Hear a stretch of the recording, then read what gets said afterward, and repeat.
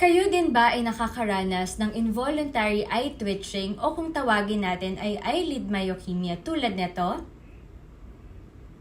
Ako po si Doc Shari Chua at ngayon naman po ay aalamin natin kung ano-ano ba ang mga posibleng dahilan kung bakit tayo ay nakakaranas ng eye twitching.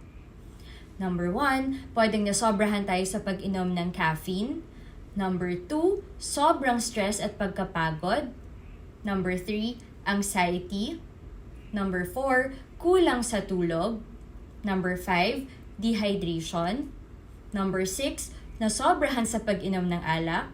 Number 7, kung meron naman tayong mga nutritional deficiencies tulad ng vitamin B12, magnesium, calcium, and other electrolytes.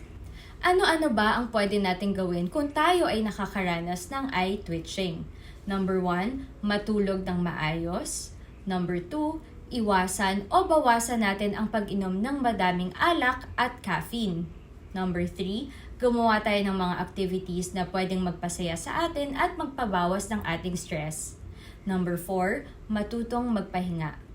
Number 5, pwede tayong mag-apply ng warm compress para ma-relieve at ma-relax ang ating mga muscles sa ating mga mata. Kadalasan po, ang eye twitching ay kusa lang nawawala kahit wala tayong gawin. Pero kung naaabala tayo at tingin natin mas gumagrabe o mas tumatagal ito, mas mabuti pa rin po na magpakonsulta tayo sa ating mga doktor. Thank you!